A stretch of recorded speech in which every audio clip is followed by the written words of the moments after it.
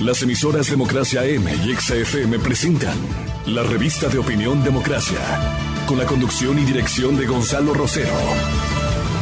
No puede haber diálogo sin libertad de expresión. No puede haber diálogo sin libertad de expresión. Ella es el alma de un pueblo. Sin amilanarse. Sin amilanarse. Este Ecuador amazónico, desde siempre y hasta siempre. ¡Viva la patria! Combatiremos la corrupción. La de ahora y la de ayer. Y la que podría venir. La de dentro y la de afuera. La revista de opinión Democracia. Los temas realmente relevantes. Analizados con la visión crítica del periodismo libre. Da inicio la revista de opinión Democracia. El programa en el que usted cree. Comenzamos. Gonzalo Rosero. Credibilidad incuestionable.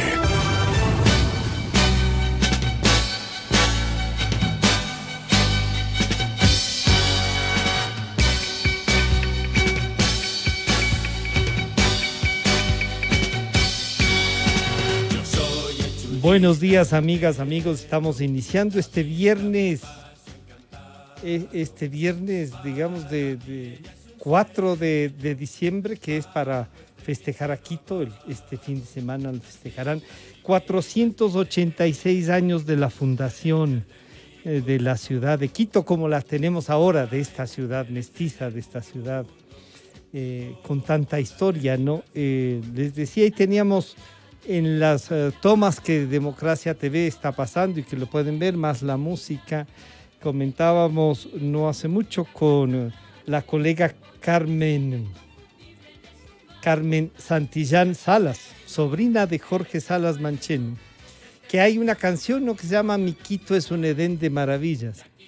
Es esa canción un poco como que identifica a todo aquel que viene a la capital y se desarrolla en la misma una extraordinaria canción. Mi Quito es un Edén de Maravillas. Ahora estamos con el fondo de El Chuya Quiteño. Decía recordar a Jorge Salas Mancheno, ¿no? Si alguien le ha cantado a Quito, es él. Un abrazo a todos los quiteños, a los que vivimos en Quito y al país, porque sí es luz de América, nuestra capital, hermosa como vemos en esas tomas. Rosario Utreras decía, yo soy quitomaniática casi, ¿no? Concejal de Quito también y presidenta del colegio. Saludos a todos, saludos a una guarandeña como Mariana Velasco, presidenta de la UNP, que también debe estar preparando, esperemos, el 40 con todas las seguridades que hay que tener, ¿no? No se puede juntar a mucha gente. Bueno, esto es lo que tenemos para iniciar el festejo de Quito. La revista de opinión, en cambio, iniciará con algo que Código Vidrio nos presenta, ¿no? Código Vidrio, este portal digital que descubre, que investiga, que hace seguimientos, y estarán con nosotros Arturo Torres y Cristian Zurita para conversar sobre el financiamiento de la seguridad del expresidente, un modelo de triangulación de recursos que podría además hacernos observar el camino de los recursos que se llevaron del Ecuador, ¿no? Si ya está Arturo, queremos saludar a Arturo Torres, el director de Código Vidrio, y al periodista Cristian Zurita, también a los dos. Muchas gracias por acompañarnos. Arturo, un gusto saludarte. Bueno, el tema de ubicar estos, no sé cómo llamar ya desde principio, ubicar los recursos que han servido para que el expresidente Correa no solo pague la seguridad, porque se denota algunas cosas, el análisis, la investigación hecha, sino que de estas organizaciones salgan recursos para su movilidad, para mantener seguramente políticamente también otras cosas. Veamos, en principio, este pago de la seguridad que ustedes ponen desde las offshore uruguayas, pasando por Portugal y llegando a España, el señor Oglietti, que trabajó aquí en el Ecuador, en el gobierno del expresidente, pagó la seguridad del presidente Correa. ¿Cómo puedes ayudarnos y graficar lo que está en la investigación publicada en Código Vidrio? Arturo, bienvenido, buenos días. Gracias, Francisco. Buenos días a ti y a tu gran audiencia en Radio Democracia. Bueno, el antecedente es que nosotros habíamos venido siguiendo este modelo que ha aplicado el socialismo del siglo XXI, en el sentido de, o sea, desde el anterior gobierno, en haber creado todos estos tanques del pensamiento que supuestamente estaban básicamente encargados de difundir, digamos, todo el tema ideológico, político, estratégico a nivel no solo del país, sino latinoamericano. Y en abril pasado publicamos una investigación que se llamó Los dos think tank que fueron una lotería para Correa y sus amigos. Ahí habíamos identificado que el expresidente recibía pagos por talleres, consultorías, conferencias presenciales en CELAC y en el Instituto Eloy Alfaro. Esto es bien importante para entender por qué, o sea, cómo desembocó esto en lo que acabamos de publicar esta semana. Entonces, lo que establecimos en ese momento fue que ambos organismos fueron creados en ese gobierno, en el gobierno de Correa, y hoy son dirigidos por académicos que hasta el 2017 fueron remunerados con fondos públicos en Ecuador.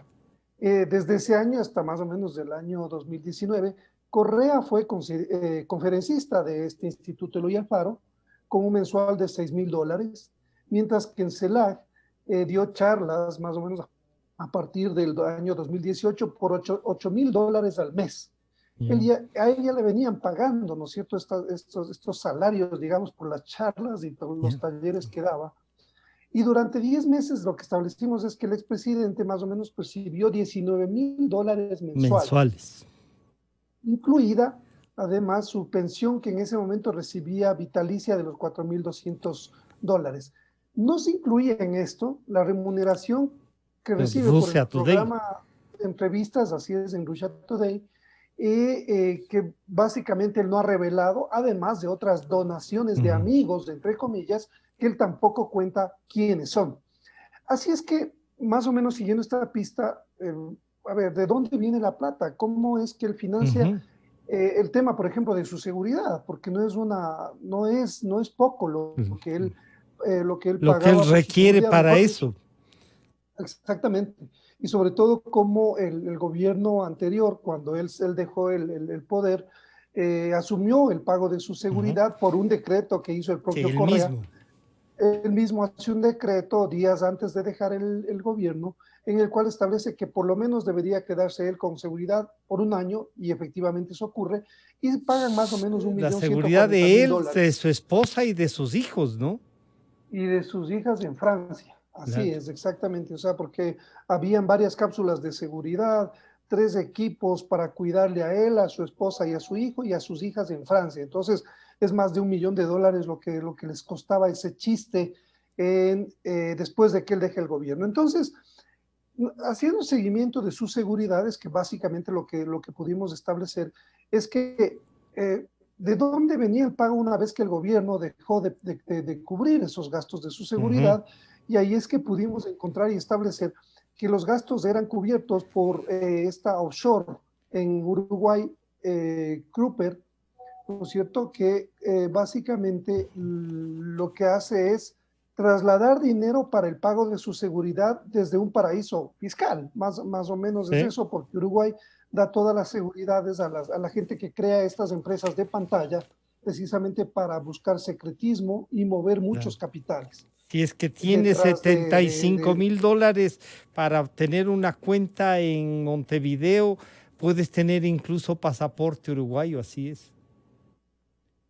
Exactamente, o sea, todas las facilidades que tienes en Uruguay, o sea, Uruguay es un refugio donde la gente esconde y mueve capitales. Aunque como ustedes dicen, no está declarado como un paraíso fiscal, ¿no?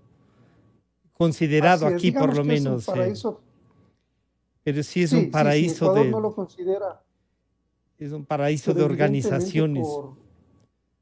exacto, por la forma, por el esquema que tienes para proteger los capitales. Nosotros buscamos la información sobre los movimientos económicos de esta empresa que es propiedad de Guillermo Oglietti, que Ujú. luego podemos profundizar en el Sí, personaje, pero básicamente ese era el esquema. O sea, y cuando se le preguntó a Rafael Correa sobre de dónde venía el pago de su seguridad en el 2018, él dijo que era una ONG sin fines de lucro, no quiso dar el nombre, porque ahora sabemos por qué no quiso dar el nombre, claro. porque es una sociedad offshore de Uruguay creada por su subalterno que trabajó en el gobierno y luego nadie sabe de dónde saca $500,000. Un Eso mismo académico. iba. Sí, Claro, entonces por ahí fue por ahí la vamos. cosa. Quiero saludar a Cristian Zurita, que nos acompaña, periodista investigador también. Bueno, Cristian, este esquema parecería que fue un esquema montado para financiar no solo, en este caso, los gastos personales del expresidente, garantizarle un salario mínimo. Entonces, la primera pantalla es un instituto de estudio del pensamiento y promoción de ideas, ¿no es cierto? Y entonces generan dos. Y para eso encargan, como nos recuerda Arturo, a algunos intelectuales.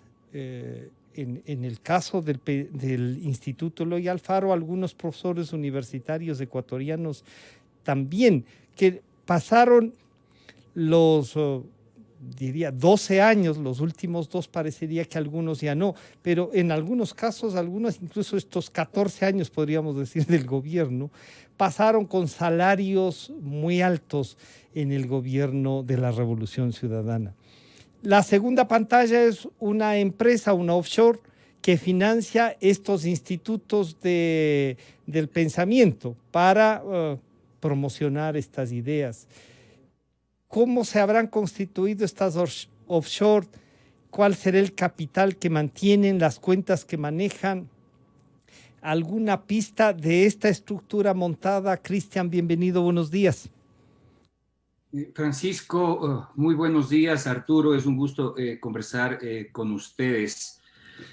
Bueno, el Uruguay da para todo, ¿sí?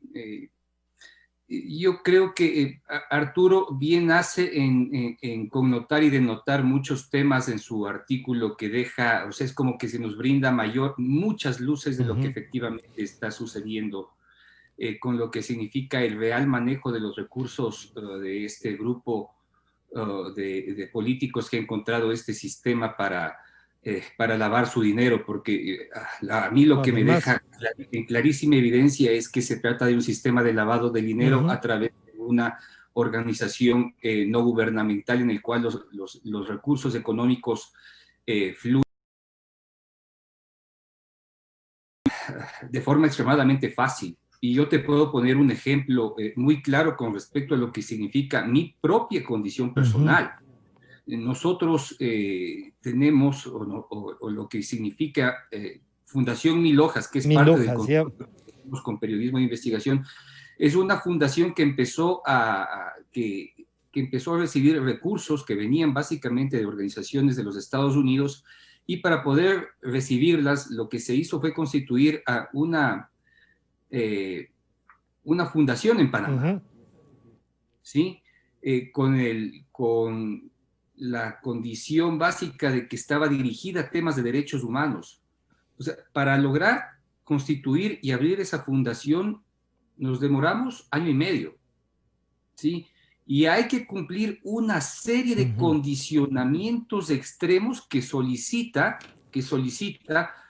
el gobierno panameño para justamente evitar lo que significa lavado de dinero, ¿sí? O sea, el momento en que nos dimos cuenta que habíamos cometido un error ya no podíamos retroceder porque efectivamente los recursos que nosotros teníamos ya no podíamos ir a otro lugar a abrir una fundación, ¿sí? Y con la Pero facilidad, ¿sí? La contraposición es la facilidad con la que se puede abrir una fundación en cualquier Uruguay, cosa, una ¿sí? empresa, una Y darla como tanque fundación. de pensamiento, y efectivamente empezar a meter recursos económicos. ¿Con qué justificaciones efectivamente lo estarán haciendo? Es la gran diferencia. ¿Sí? Es la Cristian, gran diferencia de tú constituir decías mil un país. hojas. Cristian, tú decías 1000 hojas, se constituyó en Panamá y todo eso. Quizá por las restricciones que el propio Correa puso para las fundaciones, su financiamiento aquí, un poco esa persecución, muchas se fueron, muchas que hacían buenos trabajos, o sea, tenías un director, estaban claros los recursos, de dónde venían, asistencia de gobiernos incluso, de organizaciones sociales en otras partes, pero quizá esto de la necesidad de abrir una fundación fuera del país, les abrió el camino para desviar recursos. Esa es la percepción personal que tú tienes ya. Bueno, es que es clarísimo, porque como Yeah. tal como ha dicho Arturo, no tienen la capacidad de justificar o explicar de dónde sacaron $500,000 para seguridad del expresidente de la República en Europa. Ese es el monto que efectivamente debe estar gastando por año, y la pregunta es: ¿quién se gasta $500,000 en seguridad en Europa? ¿Sí? O sea, el expresidente no ha venido al Ecuador. Sus familiares se encuentran claramente protegidos en Francia y tal vez en otros lugares, ¿sí? A diferencia de lo que puede pasar en cualquier país latinoamericano, ¿sí? Y Rafael Correa no va a venir al Ecuador. A mí lo que me deja claro, y lo que me deja como así con suprema luz del artículo que ha presentado Código Vidrio con Arturo, es que lo que hacen todo este grupo de pseudo progresistas es del consenso de Washington, ¿sí? Yeah. Para eso son expertos, ¿sí? Claro, Porque esos recursos no se están utilizando para pensar. Esos recursos son dinero inyectado clarísimo desde un lugar específico como es Uruguay, que es casi un paraíso fiscal. De hecho, lo es. Sí, hay que considerarlo como un paraíso pero fiscal. hay algunos países que sí lo consideran, pero tiene convenios que lo han librado, digamos, de ser considerado así. Arturo, bueno, aquí hay entonces una convicción para primero fondearse, para decirlo así, fondearse, tener unas empresas donde hayan recursos, seguramente los dedicarán a algo también. No sé si algún rato podemos llegar a conocer de cuánta plata disponen estos institutos de pensamiento a través de esas offshore, para ver, no se sabe cuál será el presupuesto, por ejemplo, de la CELAC, esta organización no gubernamental, de dónde nomás obtendrá financiamiento. Se puede un poco colegir, dicen que han hecho trabajos para Venezuela, que han hecho trabajos también para los rusos, que hay organizaciones que vienen de ahí, de Bielorrusia. Bueno, se tiene algunos datos, pero de la investigación de ustedes, para plantear esto tan claro como ustedes lo han hecho de la seguridad del expresidente Correa, ¿hay un seguimiento de movimientos financieros como algunos de los documentos que ustedes presentan, que nos lleve a ver de dónde se fondearon, Arturo? Bueno, coincido, me parece súper oportuna la observación sobre el consenso de Washington. Yeah. Es totalmente, o sea, es una, a ver, más que una paradoja. El discurso constante de los bolivarianos, socialistas, populistas, durante esta última década, ha sido que básicamente un poco cuestionar todos los métodos que utilizaba Estados Unidos en los años 70, 60, de manera persistente para crear operaciones de simulación, ¿no es cierto? Para a la vez obtener y presionar políticamente a los gobiernos de turno. Entonces se simulaban empresas que realmente eran la fachada de algo, para ocultar otras operaciones políticas, ¿no es cierto? En este caso se está empleando más o menos el mismo método, pero creo que es mucho más perverso. ¿Por qué? Porque ellos lo que han creado es un sistema de simulación de tanques del pensamiento, pero que son al parecer, financiados con recursos públicos, porque estas empresas, además, no, en el caso de CELAG, que es a donde pertenece Oglietti, es el subdirector. CELAG es una empresa que se crea en el año 2014 en Ecuador. Entonces es una empresa privada, ¿no es cierto? Es una empresa con fines de lucro, que además es financiada por el gobierno ecuatoriano.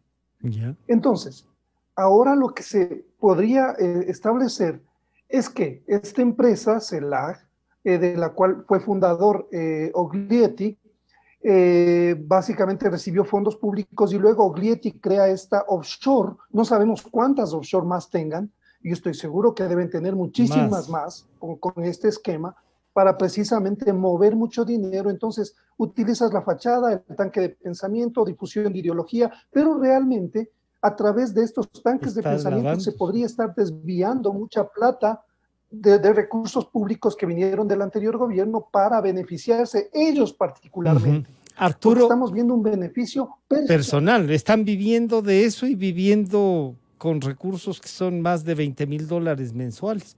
O sea, están viviendo de eso, están financiándose y qué otras cosas financiarán. Pero una consulta que no sé si es que de la investigación ustedes pueden tener, Arturo.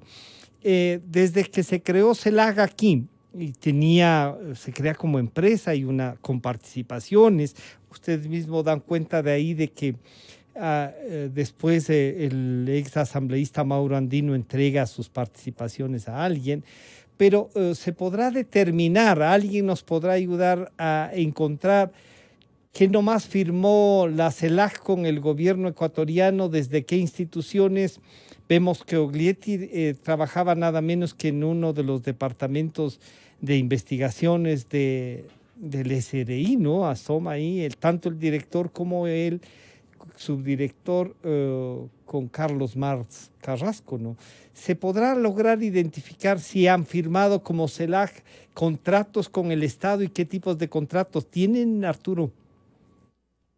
¿O tuvieron? Bueno, eso es lo que también a mí me llama la atención en el sentido de que esta investigación, la investigación sobre CELAG se inició aparentemente el año pasado aquí en Ecuador, cuando se denunció precisamente cuando fue el mismo gobierno, si no recuerdo mal, a través de Iván Granda, desde la Secretaría Anticorrupción.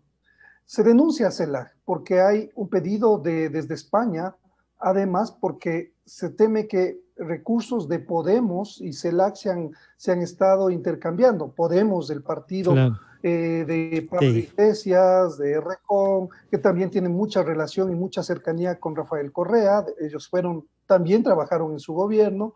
Entonces, se estuvo investigando, se denunció de lo que yo conozco en la Fiscalía para que se investigue a CELAG y se sepa cuánto dinero han transferido desde CELAG al Instituto Eloy Alfaro, ver el cruce de cuentas con Podemos, con todos estos dirigentes de Podemos que han circulado. Además, no solamente es un fenómeno de Ecuador, creo que eso también hay que tenerlo claro, es un fenómeno latino a nivel regional. Está en Bolivia, está Venezuela, ¿no?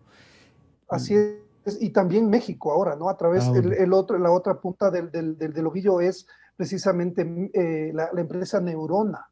No olvidemos que Neurona es la empresa que hace la publicidad para todos estos gobiernos, ¿no es cierto?, que maneja todas las campañas electorales. Entonces, volviendo al tema anterior, la investigación está planteada, está abierta, y llama la atención, me parece que la Fiscalía, aprovechando un convenio que tienen de intercambio de información, debería pedir la información sobre esta empresa, sobre esta offshore, para ver los movimientos financieros. O sea, la única forma de acceder a la información en este momento, porque Uruguay no da ese tipo de información a periodistas ni a nadie más, o sea, del manejo de estas offshore. Puede ser solo de gobierno a gobierno. De fiscalía a fiscalía, realmente el organismo de justicia correspondiente es el que debe solicitar esa información. No veo otra forma de poder acceder a la información. Y aquí en lo concreto, la fiscalía debería insistir en qué pasó con las cuentas de CELAG, cuánto le transfirió el anterior gobierno y este gobierno a CELAG.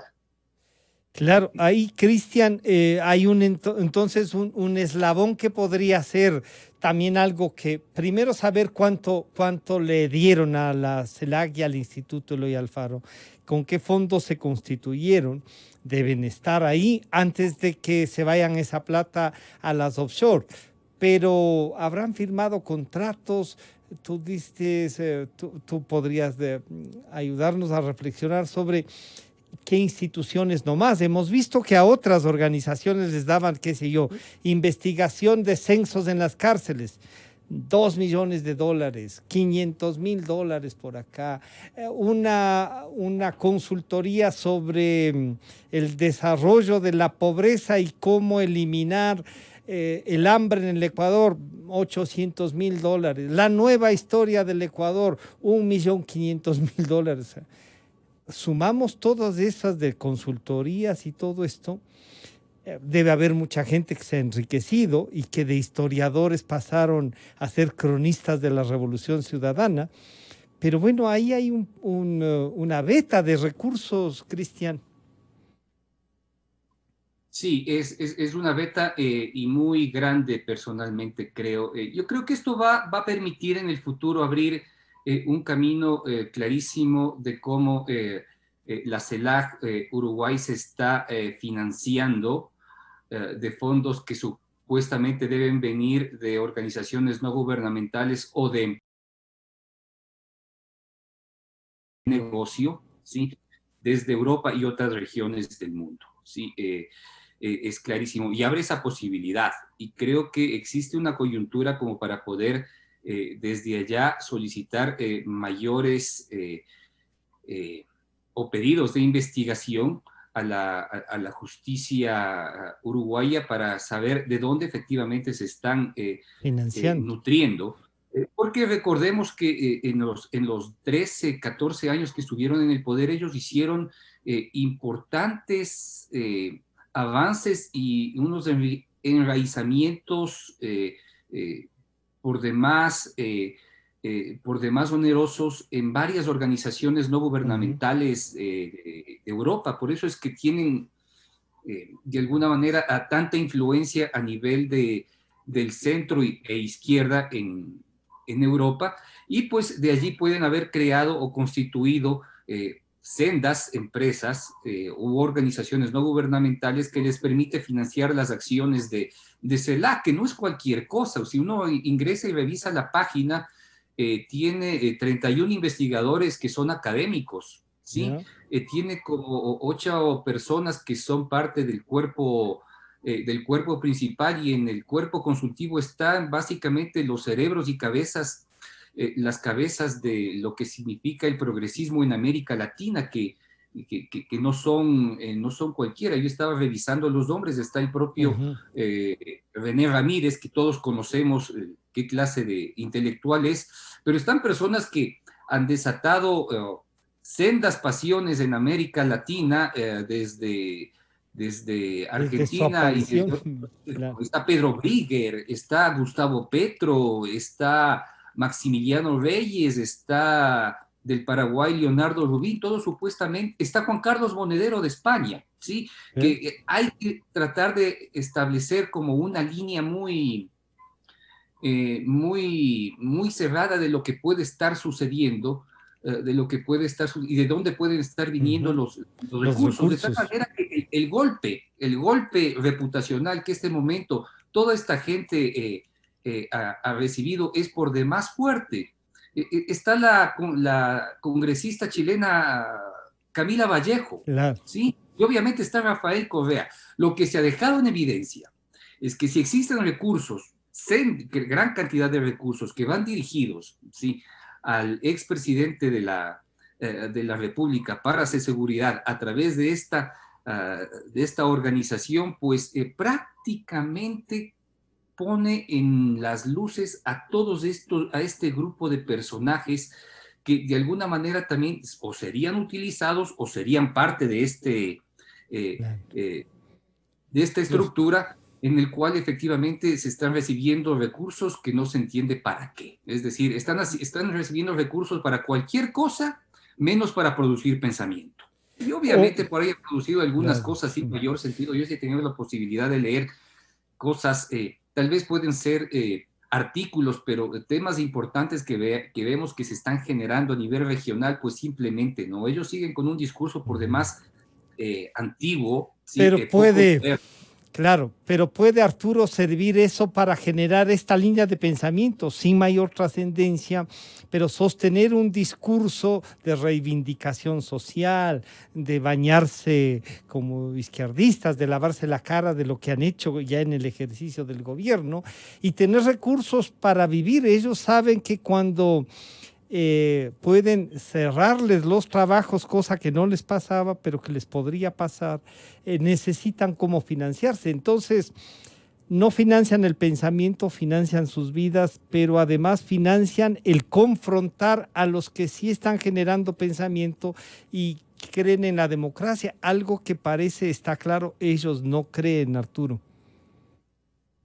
Así es, Francisco. Creo que es una doble o triple operación. Una de fondeo, porque estamos viendo el beneficio particular del expresidente de la República. Y dos, financiar un aparato de propaganda y publicidad del supuesto progresismo latinoamericano. Para defenderse. Entonces, tienen dos objetivos: apuntalan políticamente el proyecto, porque por eso vemos que todas las estrategias de los bolivarianos y de los socialistas populistas latinoamericanos está encadenado, ¿no es cierto? O sea, las mismas empresas repiten sus prácticas y tienen influencia en los mismos países como una línea continuada. Entonces tenemos ahora en Latinoamérica el eje es México, donde están refugiados algunos de los dirigentes de la Revolución Ciudadana, y ahí también se usaron recursos de Podemos para financiar a Neurona, que apuntaló a la candidatura de López Obrador. Entonces, o sea, es un esquema muy bien pensado desde hace mucho tiempo. Que le sirve como escudo también, ¿no? Le sirve además, como un escudo, tiene algunas funciones. Por un lado, como decíamos, ellos reciben recursos, se fondean, se pagan a ellos mismos por las charlas que dan, por los talleres, por cuestiones muy privadas. Siendo generosos, diríamos que los recursos provendrían de fondos públicos. ¿Y por qué no pueden provenir del narcotráfico? Claro.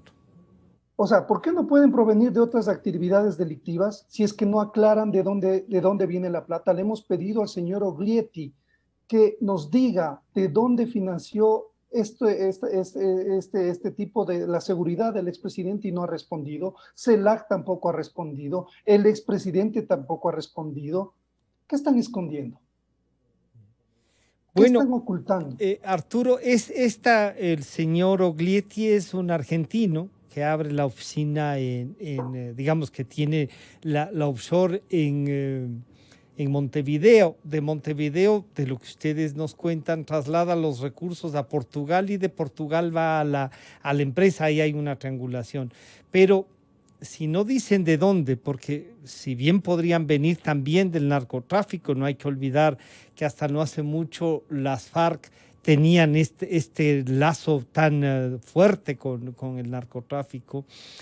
Arturo, uno podría pensar entonces que hay varias offshore, varias empresas que tienen estos recursos que incluso, que estando en los gobiernos, pueden también haberlos fondeado, generan también pues alguna utilidad y con eso están financiando incluso estas confrontaciones en América Latina que no son nada democráticas.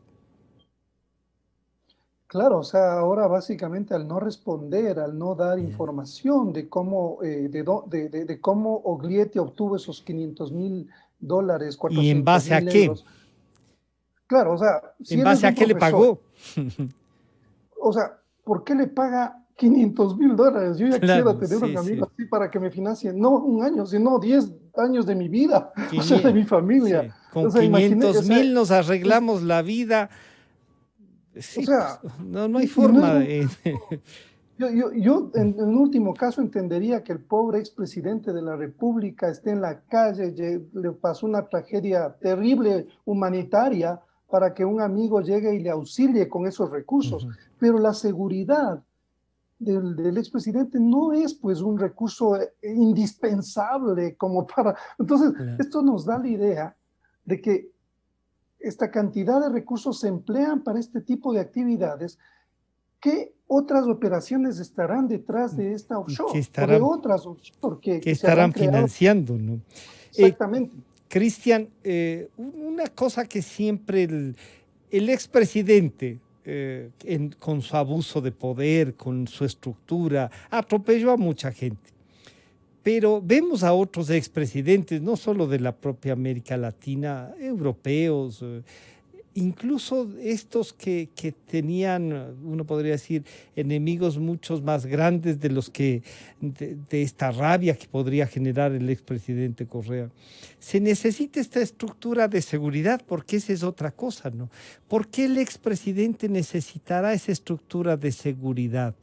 En unos países donde la seguridad parece que está garantizada, ¿no, Cristian? Ese también es una línea de pensamiento, además de lo más oscuro que es el financiamiento, de cómo están, de dónde nomás viene la plata. Este otro, ¿por qué desde el análisis tuyo tendrá estas necesidades de seguridad del presidente Correa? Porque los que tienen poder económico tienen esa posibilidad, pues. Es la única razón que ¿Es exclusivamente eso?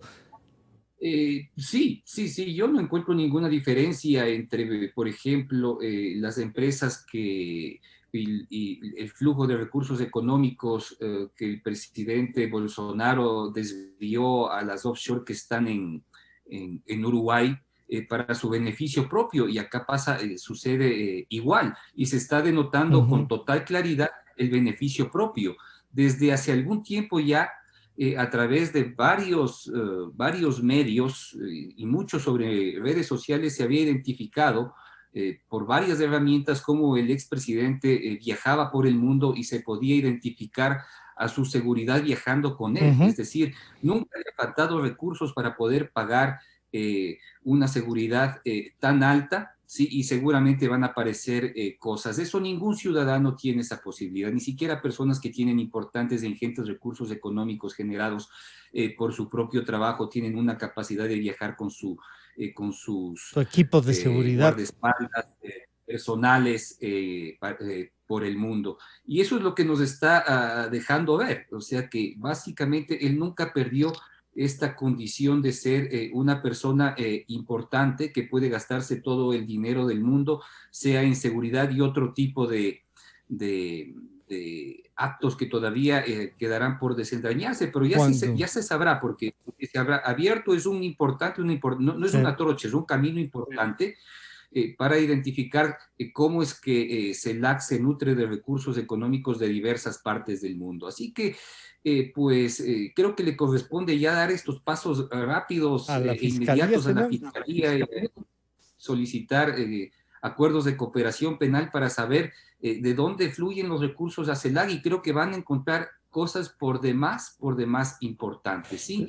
Y básicamente ya es un tema de tiempo que ojalá investigaciones en las cuales los colegas uruguayos puedan interesarse y empezar a investigar, porque sí tienen acceso, ellos sí tienen acceso. Ellos podrían. Y podemos ver cosas por demás novedosas con el pasar de los días y los meses.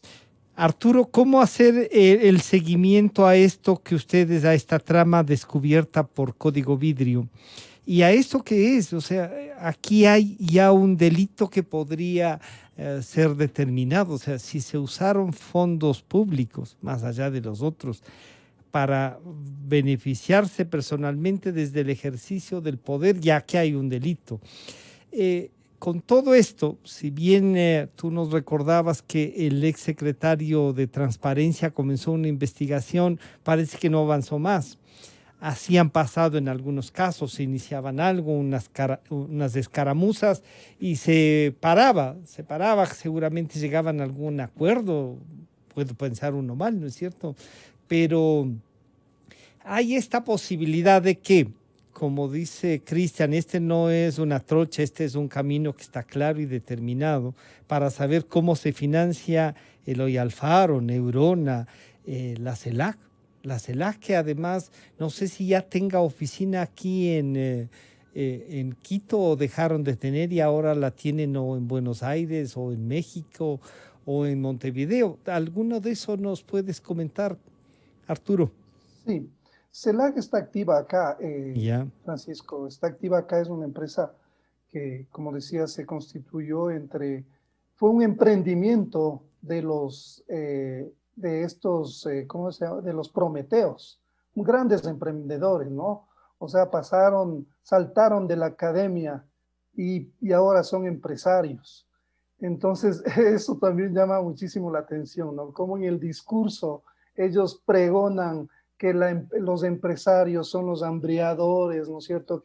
O sea, una cosa que realmente a mí me llama la atención, Francisco, es este doble discurso consistente, ¿no es cierto? De hacer una cosa y por el lado practicar lo mismo que están denostando.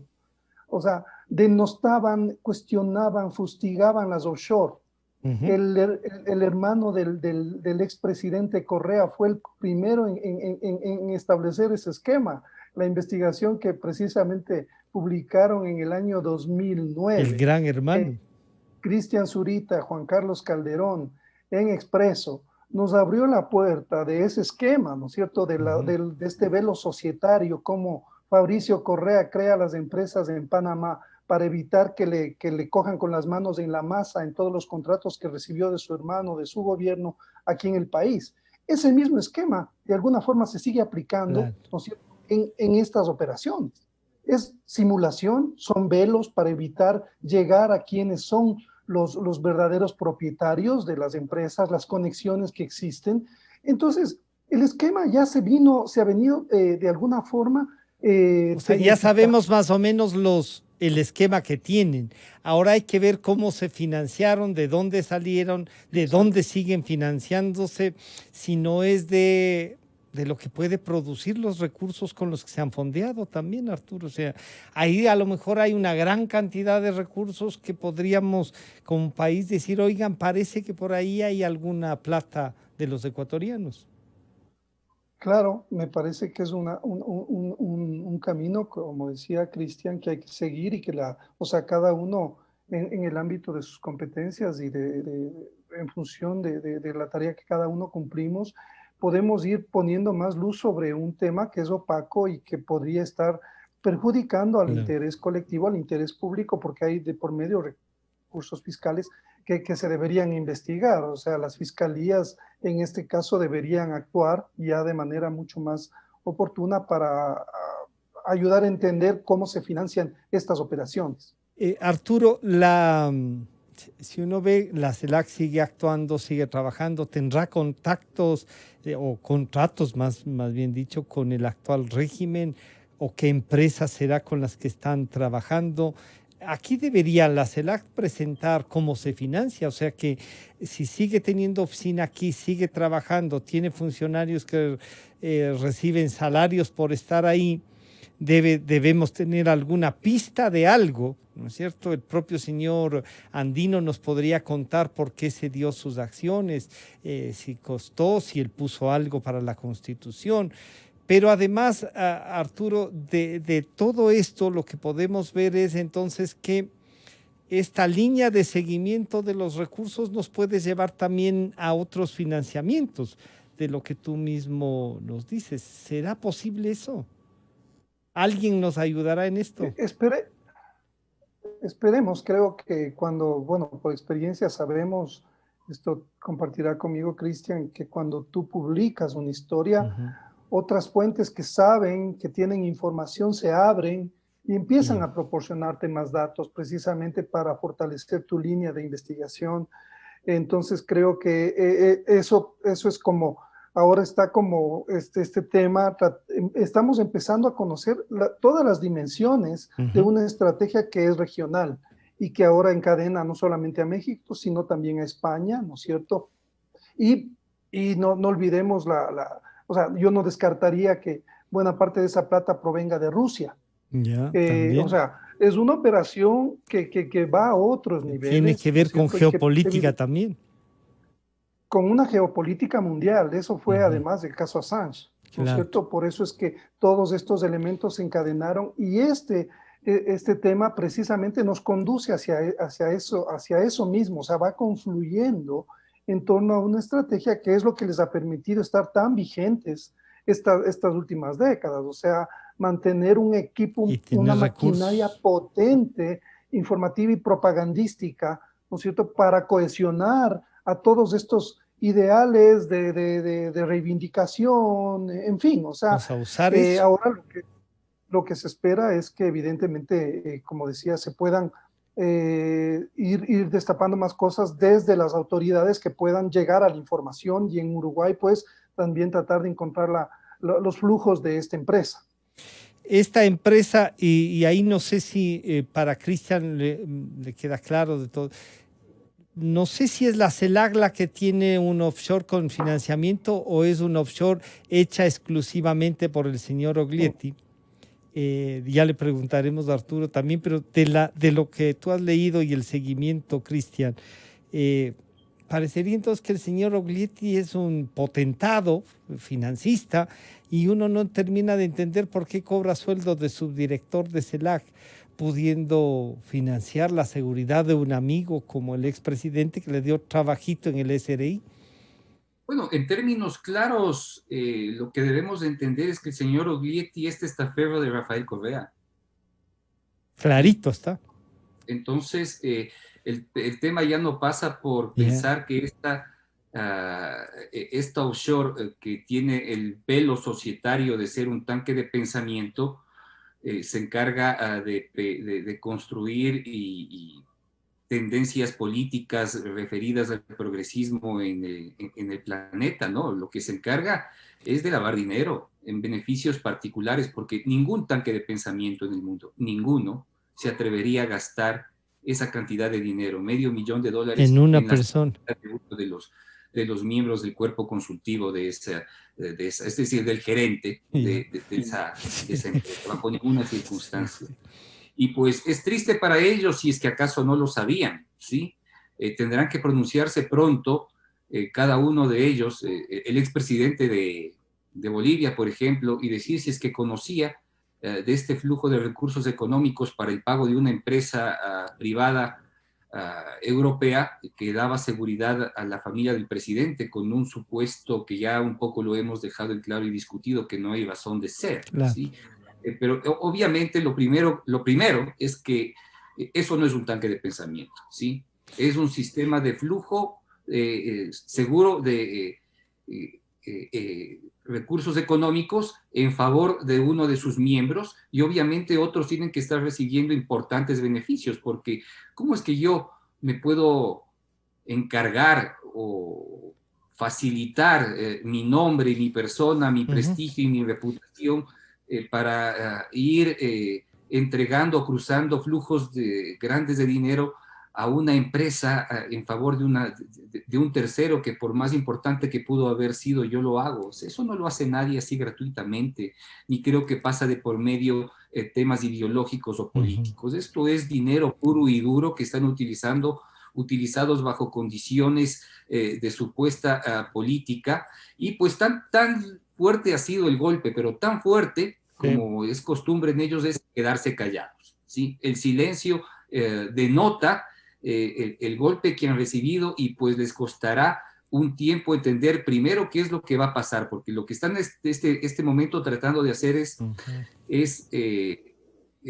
curando... ¿Cómo reaccionar? Curando las vidas, ¿sí? Están tratando de ver cómo efectivamente paran estos recursos y cómo pueden ir a justificarlos, porque deben estar en sendos problemas, no solo por el Ecuador, sino por lo que está sucediendo internacionalmente.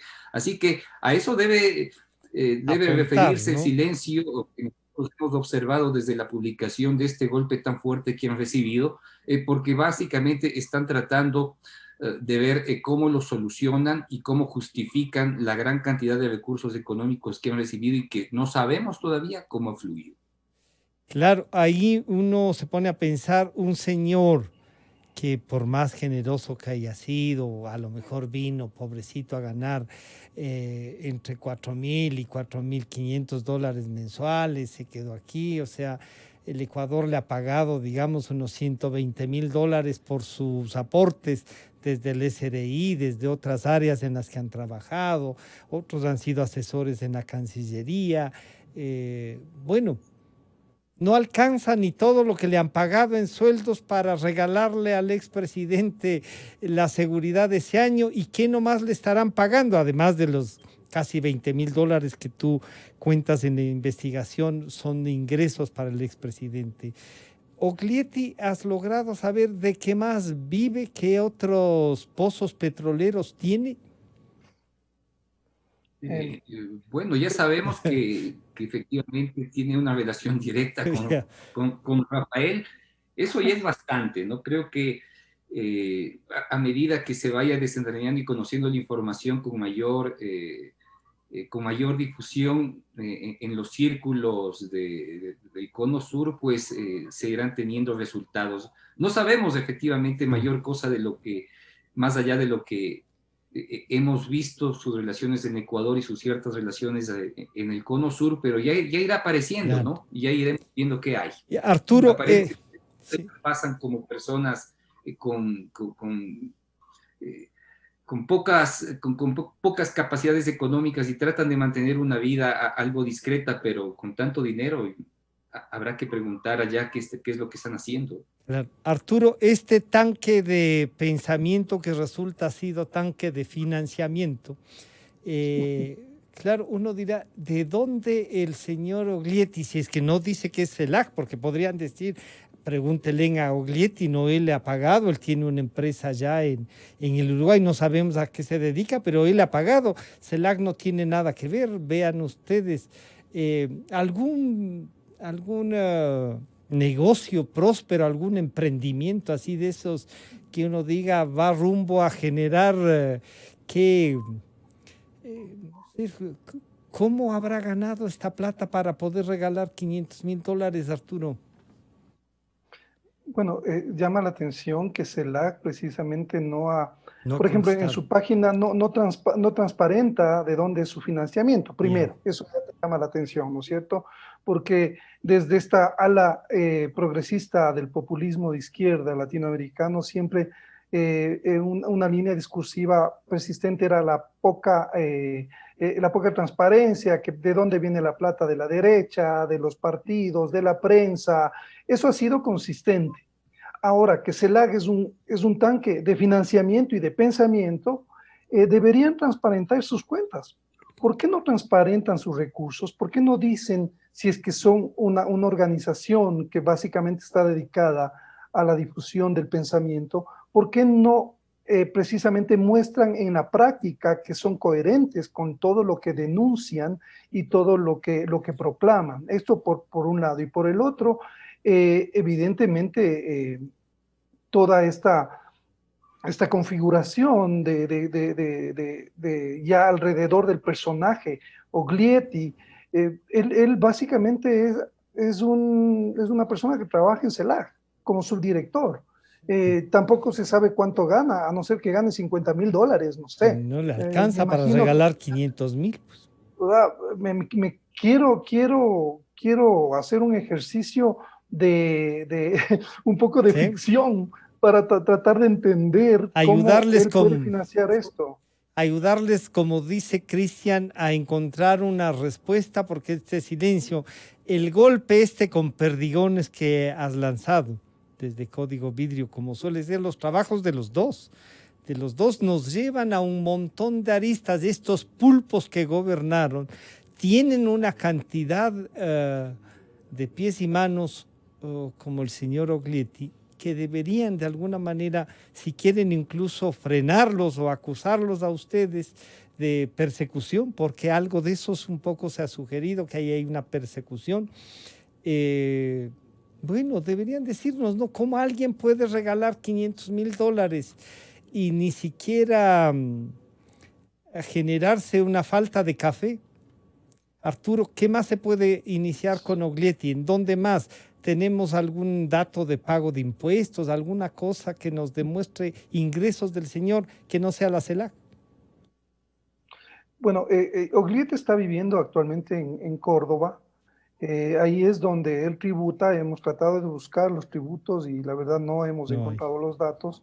Argentina debería, a partir de esto, investigar un presunto lavado, ¿no es cierto?, un enriquecimiento privado ilícito, porque evidentemente lo que él gana o aparenta ganar de los sitios donde trabaja, ya sea como profesor o como subdirector de la CELAC, no justifican ese pago por ningún lado. O sea, lo mínimo en un país que ofrezca garantías es que se le abra una investigación al señor Oglietti. ¿De dónde saca tanto dinero? ¿No es cierto? Pero Argentina difícilmente lo va a hacer, ya sabemos cuál es la coyuntura política que hay en este momento. Que, la propia actual vicepresidenta de la República tenía unas cuentas que hasta ahora no puede justificar de dónde ha tenido esa plata en físico. Arturo, ¿crees que este contacto podría ser, o lo que dice Cristian, Arturo, podría ser que alguno de los que están en la lista de la CELAC, de gente que está pensando, diga, oiga, discúlpeme, pero aquí me tienen que contar, porque esto yo no sabía, que sería lo justo que alguno salga a decir, no pregunté, disculpen, no pregunté, pero no sabía esto? Claro, puede pasar, ¿no? ¿Sí? Yo creo que de hecho está ocurriendo entre algunas personas, algunos intelectuales que creo que los existen, que escriben para CELAC, o sea, que han sido coherentes, deben estar totalmente sorprendidos, porque yo creo que no todos conocían de estas operaciones, ¿no? O sea, y de que su subdirector tenga tanto dinero y maneje un offshore, a través de un offshore. O sea, ya cuando tú desvías un tipo de pago, triangulas a través de un offshore, es que quieres ocultar algo. ¿Por qué no lo haces de manera formal? ¿No es cierto? ¿Y por qué el mismo expresidente oculta el financiamiento de la empresa? ¿Por qué nunca dice y más bien miente cuando él decía que es una empresa sin fines de lucro la que le financiaba? Claro. Entonces, o sea, todo nos indica que están ocultando una gran operación que básicamente va a descubrir cómo funciona, lo que bien decía Cristian, este gran negocio que utiliza la política para enriquecerse, para lavar dinero, para todo tipo de actividades. Cristian, el siguiente paso desde el punto de vista de ustedes, a lo mejor se entusiasma Mil Hojas y echa mano, no sé, de otra veta de investigación siguiendo este caso, porque algunas puertas, como dice este camino, nos abre otras puertas. ¿Podremos descubrir también otro tentáculo?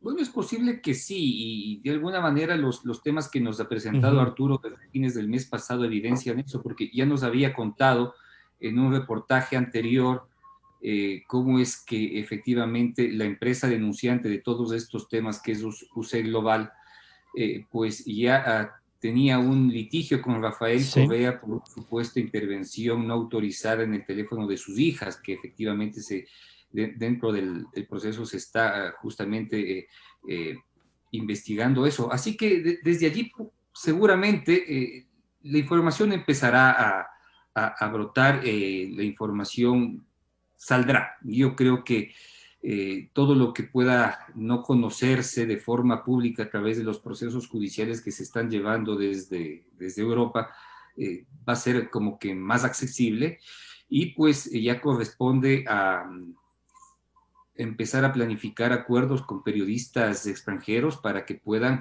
empezar a seguir estas líneas tan claras que nos ha demarcado Código Vidrio en su último reportaje.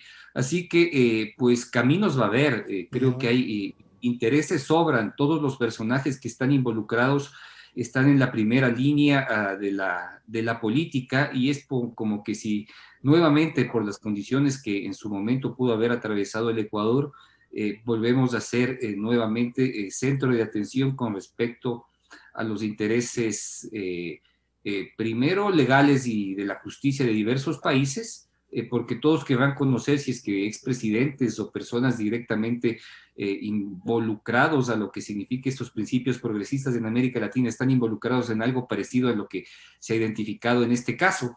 Y va a haber mucho. Yo creo que esta es la puerta para lo que va a ser el 2021 en temas de interés ecuatoriano y periodísticos. Claro, y ahí entonces, Arturo, diría el trabajo de Código Vidrio no termina en este caso, van a avanzar. Ahí creo que, como dice Cristian, habrá que ver, ¿no? Claro, ahí uno piensa las casas en las que van a vivir el expresidente de Bolivia, por ejemplo, a la casa que llegó en México, los carros en los que se movilizaba. El propio Correa, la última vez que vino, me recordaba, Milton vino en un avión que dijo que le prestó un amigo para venir acá en un avión, en un vuelo privado.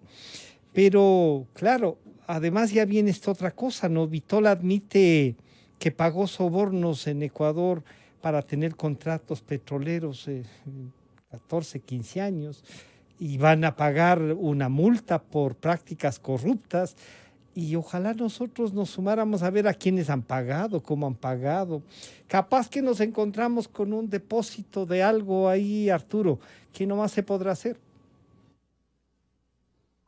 Creo que la prensa ha sido, indistintamente de que ahora a nosotros nos ha tocado contar esta historia, el papel de los periodistas desde el gobierno anterior ha sido vital para entender cómo se manejó esta operación de corrupción a todo nivel en el Estado. O sea, básicamente vemos el patrón de coimas para recibir contratos de manera transversal, y ahora vemos que de alguna forma el desvío de fondos públicos hacia supuestos tanques de pensamiento / financiamiento es también un esquema, y no es solo un esquema de Ecuador, sino es un esquema del resto de gobiernos que se unen a esta supuesta ala progresista, ¿no es cierto? Y mantienen como un mismo, aquí lo voy a llamar así, me parece que es un giro de negocio específico.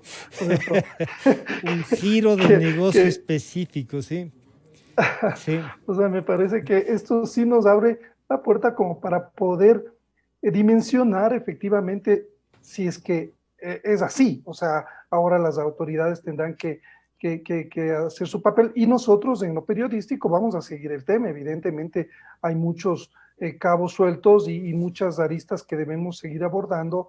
O sea, creo que la prensa en general y podríamos seguir aportando en la medida de nuestras posibilidades. Yo les quiero agradecer no solo por el aporte de Código Vidrio y el análisis de Cristian también, con la experiencia de investigador y el seguimiento que se puede hacer, a los dos por permitir que el país discuta algo que si no les daba un certificado de grandes pensadores, y lo que han tenido es un tanque de financiamiento para arreglarse sus vidas. Eso es lo que quisieron hacer, arreglarse sus vidas, y encima de eso no dejar el poder, porque ahí está, el financiamiento necesitaban para no dejar el poder. Quiero agradecer a Cristian Zurita, periodista investigador de Mil Hojas, y Arturo Torres, con Código Vidrio, y esto que es, ¿no? Oglietti pagando la seguridad de Correa. Esto es más allá de seguridad, esto es más allá de esta cosa que hemos dicho de un tanque de pensamiento. Ahí hay una cloaca que hay que descubrir. Arturo, Cristian, muchas gracias. Muchas gracias. Un gusto. Un gusto saludar. Chao, Cristian. Un gusto saludarles a los dos. Luego de este corte ya volvemos. Calidad. Innovación. Completamente democracia. Inicio de espacio promocional y publicitario. Si algo caracteriza al Ecuador es su diversidad, pero también hay cosas que nos hacen iguales. Todos queremos invertir en nuestro crecimiento, todos queremos invertir con seguridad, todos queremos invertir en nuestro respaldo, todos queremos invertir. Y con el depósito a plazo fijo de la Cooperativa Policía Nacional es posible, porque si puedes acceder desde montos pequeños, con la mejor tasa de interés, todos podemos ser inversionistas. Cooperativa Policía Nacional, 44 años. Solvencia